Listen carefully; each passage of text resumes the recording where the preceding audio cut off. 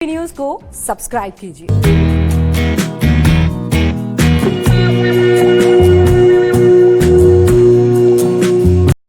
नमस्कार, स्वागत है आपका एबीपी न्यूज में। आपके साथ मैं हूं अखिलेश आनंद। चीन, अमेरिका, इंग्लैंड से लेकर कनाडा तक कई देश कोरोना वायरस की वैक्सीन बनाने में जुटे हुए हैं। पूरी दुनिया में मानो कोरोना की दवा बनाने की दौड़ सी चल रही है, लेकिन इस बीच देश में कोरोना की दवा को लेकर दंगल मच गया है। बाबा रामदेव की कोरोनिल दवा आखिर क्यों विवादों के दलदल में फंस गई, आप देखिए हमारी यह खास रिपोर्ट।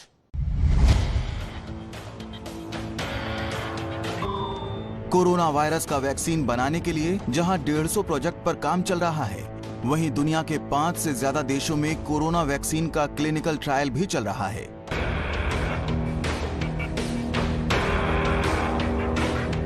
यही नहीं, अमेरिका, जापान और चीन जैसे देशों में कोरोना के मरीजों पर रेमडेसिवियर और हाइड्रोक्सीक्लोरोक्विन जैसी एंटीवायरस दवा को भी आजमाया जा रहा है। हालांकि भारत में इन दवाओं को लेकर जहां संशय बना हुआ है, वहीं नई दवा कोरोनिल को लेकर भी दंगल मच गया है। दरअसल बाबा रामदेव की दिव्य योग फार्मेसी ने कोरोना वायरस को खत्म करने के लिए जो आयुर्वेदिक दवा कोरोनिल तैयार की है, उसके बारे में दावा है कि ये दवा कोरोना वायरस को 100% किल कर देती है। लेकिन रामदेव की कोरोनिल दवा को लेकर अब पूरे देश में कोहराम मच गया है।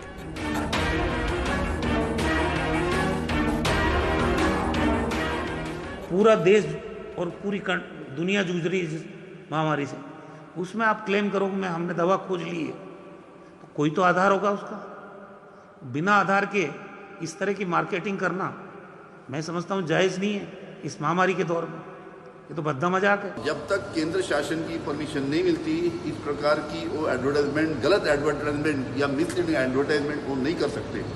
और उस प्रकार की उन्होंने महाराष्ट्र में मिसलीडिंग एडवर्टाइजमेंट देने की कोशिश की तो उनके ऊपर गुनाह दाखिल महाराष्ट्र में किया जाएगा। त्यागी जीवन है, जो लोगों के हितों के लिए लड़ रहे हैं, ऐसे व्यक्ति की दवा को जांच पड़ताल के बगैर स्प्यूरियस बोलना, बनावटी बोलना, ये कहाँ का न्याय है।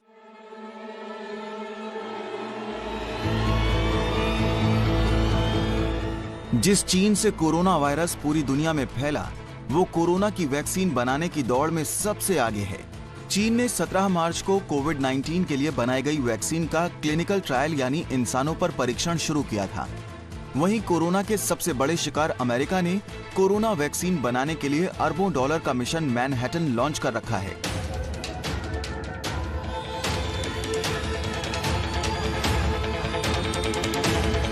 अमेरिका की फार्मास्यूटिकल कंपनी मॉडर्न कोविड-19 वैक्सीन की टेस्टिंग कर रही है। राष्ट्रपति डोनाल्ड ट्रंप का दावा है कि 1 साल के अंदर वैक्सीन बाजार में आ जाएगी। लेकिन बाबा रामदेव और उनके पतंजलि योग फार्मेसी ने दुनिया के दिग्गज देशों, वैज्ञानिकों और शोधकर्ताओं को दवा की दौड़ में पीछे छोड़ते हुए कोरोना की पहली प्रभावी दवा बनाने का दावा ठोक दिया। कोरोना की पहली Ayurvedic clinically control trial based evidence research based medicine Patanjali research centre और नीम्स के संयुक्त प्रयास से तैयार हो गई है। आयुर्वेदिक दवा कोरोनिल में गिलोय, अश्वगंधा, तुलसी, श्वासरी रस और अणु तेल का मिश्रण है। पतंजलि के दावे के अनुसार दवा में मौजूद अश्वगंधा कोरोना के रिसेप्टर बाइंडिंग डोमेन को शरीर के एंजियोटेंसिन कन्वर्टिंग एंजाइम से नहीं मिलने देता। इसका मतलब यह है कि कोरोना वायरस शरीर की स्वास्थ्य कोशिकाओं में घुस नहीं पाता। वहीं दवा में मौजूद गिलोय कोरोना संक्रमण को रोकता है और तुलसी कोरोना वायरस के आरएनए पर अटैक करती है और उसे मल्टीप्लाई होने से यानी उसकी संख्या बढ़ने से रोकती है। दावा यह भी है कि श्वासरी रस कफ के गाढ़े बलगम को बनने से रोकता है और बने हुए बलगम को खत्म कर फेफड़ों में सूजन को कम करता है। दावा यह भी है कि कोरोनिल दवा में शामिल अणु तेल को नाक में डालने से रेस्पिरेटरी सिस्टम में मौजूद किसी भी वायरस का खात्मा कर देता है। कोरोनिल दवा का क्लिनिकल ट्रायल यानी इंसानों पर परीक्षण पतंजलि रिसर्च सेंटर और national institute of medical science Jaipur ने मिलकर किया है। दावा है कि भारतीय दवा नियामक से अप्रूवल के बाद दवा का क्लिनिकल ट्रायल इंदौर, मेरठ और जयपुर में किया गया। क्लिनिकल ट्रायल के लिए तमाम नेशनल एजेंसियों और नियामकों से बाकायदा अप्रूवल भी लिया गया था।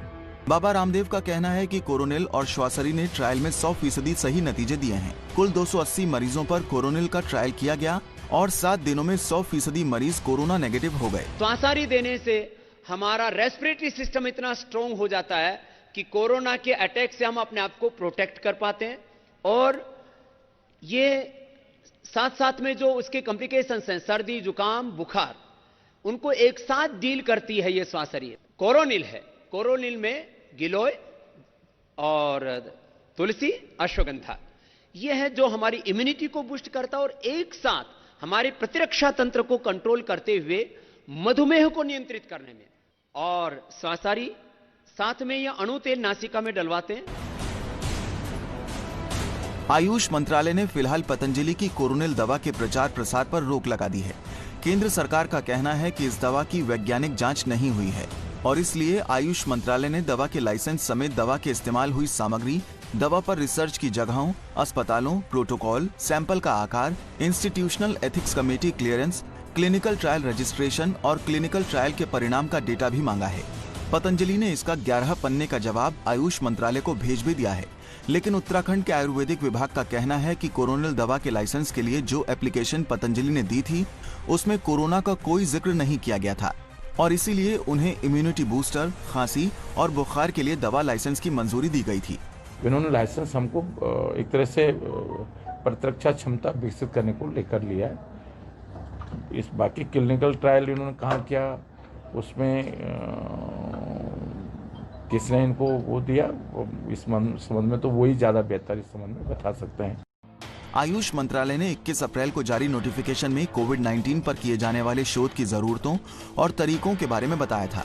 ये नोटिफिकेशन भी कंपनियों को सरकारी मंजूरी के बिना इलाज के दावे करने से रोकता है।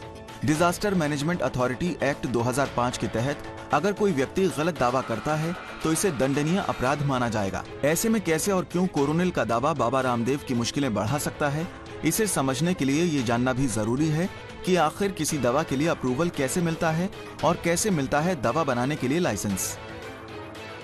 हाँ, बहुत खुशी की बात है, नया मेडिसिन उन्होंने तैयार किया है और जो तैयार किया है वो आयुष के पास आना चाहिए। इसके पहले किसी ने उसका एडवर्टाइजमेंट नहीं करना चाहिए, हमारी बात है। इसलिए हमको कहा कि आपका जो कुछ आपने किया है वो पेपर यहाँ भेज दो। रामदेव की कोरोनिल दवा के क्लिनिकल ट्रायल को लेकर राजस्थान की निम्स यूनिवर्सिटी ने भी अपना पल्ला झाड़ लिया है। निम्स यूनिवर्सिटी के चेयरमैन BS तोमर का कहना है कि हमने अपने अस्पतालों में कोरोना की दवाई का कोई भी क्लिनिकल ट्रायल नहीं किया।